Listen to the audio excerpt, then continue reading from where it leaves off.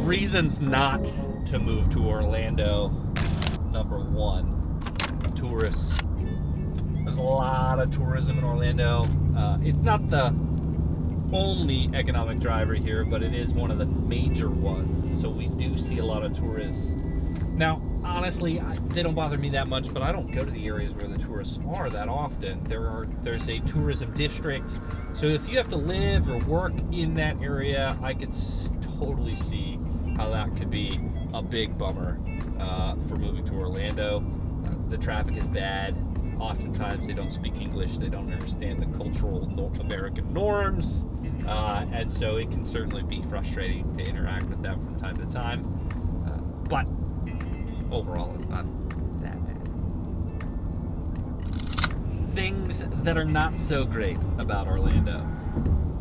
Well, Orlando's actually a very family-friendly town, and that's great for most people. But if you're a young professional, Orlando may not be the ideal city to move to.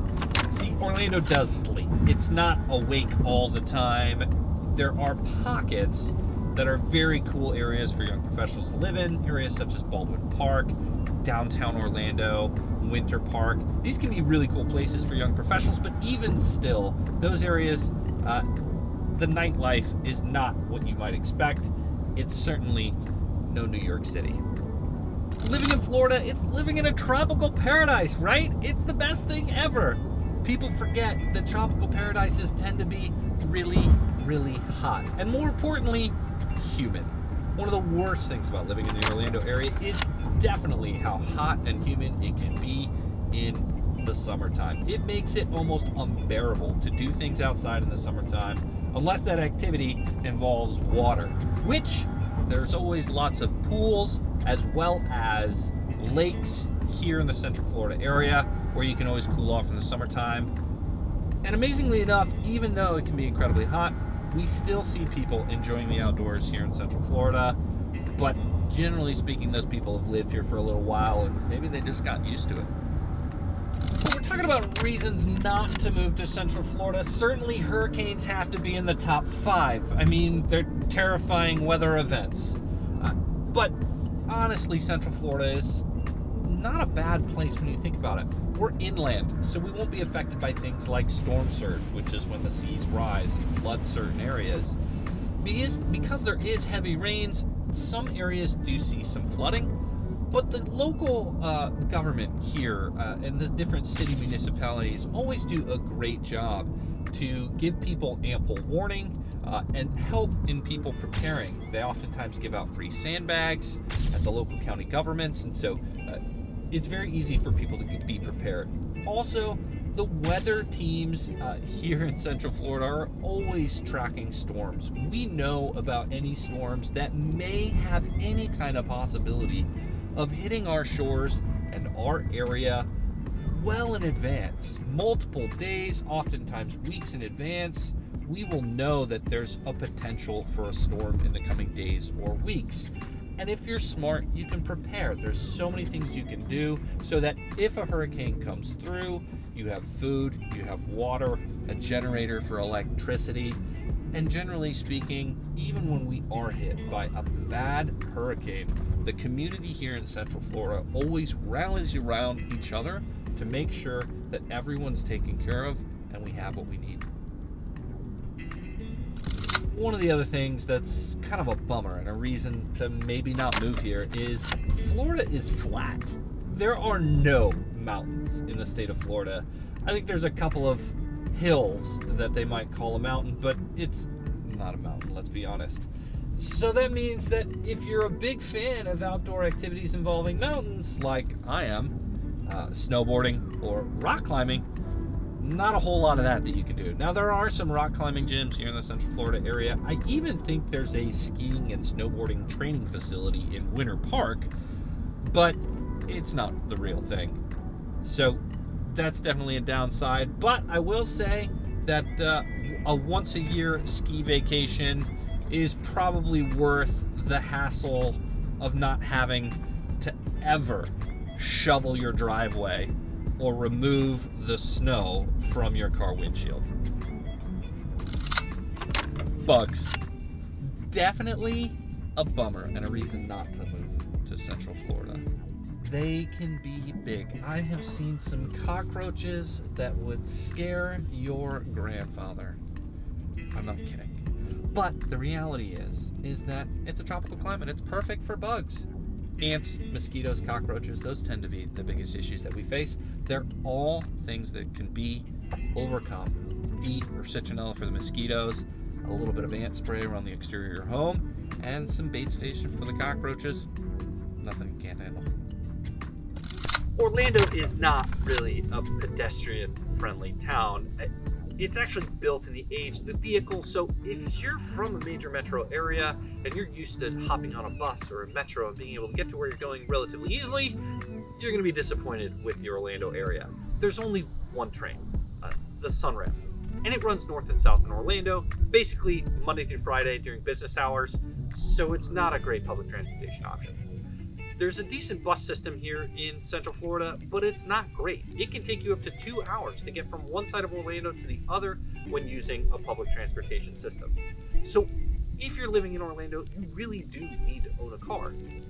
But that means that you're gonna have to deal with the Orlando traffic. Now, if you're from a bigger metro area, it won't be that much of a problem for you. But if you're not from a big metro area, then it may come as a little bit of a shock. There's lots of tourists. There's lots of old people on the road, and there are lots of car accidents that happen here. Not to mention there's almost always construction going on somewhere, and so getting around town in a timely manner can be challenging. And it's important to know what neighborhood is going to be the best neighborhood for you to live in so that you have easy access to everything that you love to do, as well as your place of employment. For example, Davenport is just 15 miles from Disney, but it could take you 20 minutes to get from your front door to the highway, and then another 20 minutes to get from the highway to Disney World. By comparison, Hunters Creek, which is just south of Orlando, is about the same distance from Disney, but the same 20 minutes it takes you to get to the highway in Davenport, that's how long it takes you to get from your home to Disney World. So if you're needing ideas or information about the best neighborhoods that are going to be close by to where you love to visit and where you work, give me a call. We can help you out.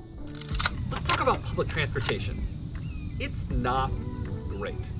In fact, the George Washington School of Business ranked Orlando in last place out of the 30 largest metros in the entire United States for walkability in urban areas.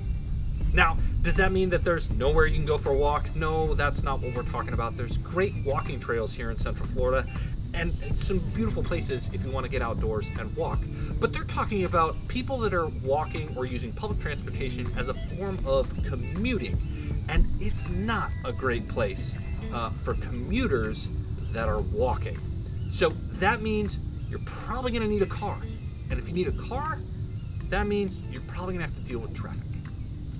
One of the things that you're likely to experience here in Central Florida, and specifically the Orlando metro area, is HOAs. When you're buying a home in this area, more often than not, the home that you're looking to buy is probably going to be in a community that may have an HOA attached. Now, for a lot of homeowners, this might be a bad thing because you don't want anyone to tell you what you can and can't do with your home. And certainly we've all heard horror stories about HOAs. But HOAs serve a purpose, and that is that they hold homeowners accountable oftentimes for the overall upkeep of their home. And this is important to you as a homeowner because when you look to sell your house someday or get a new appraisal, the values of the homes around you become really, really important to the value of your home. And so that's why HOAs can serve a really valid purpose. Now, oftentimes you can't do things like paint your house purple or keep a boat in your driveway, but if you really want to do those things, there's certainly opportunities outside the metro area here in Orlando where you can buy a property that's not in an HOA, even possibly with some land, so you can keep all your toys and paint your house purple if you want to. I said purple because my 4-year-old daughter has asked me on numerous occasions to paint our house pink and purple. And fortunately for me, I live in an HOA, and since I don't want a purple and pink house, it's very easy for me to tell her, I would love to, but the HOA won't let me. In this case, HOAs benefit me. Most of the people in Orlando aren't from Orlando. And actually, a good majority of them probably aren't even from Florida. But they came to visit at one point, they fell in love with the beautiful surrounding and community, and decided to stay. And that makes Orlando one of the most diverse communities here in the state of Florida. You can find people from all over the world and all over the country that have moved to this area and made it their home.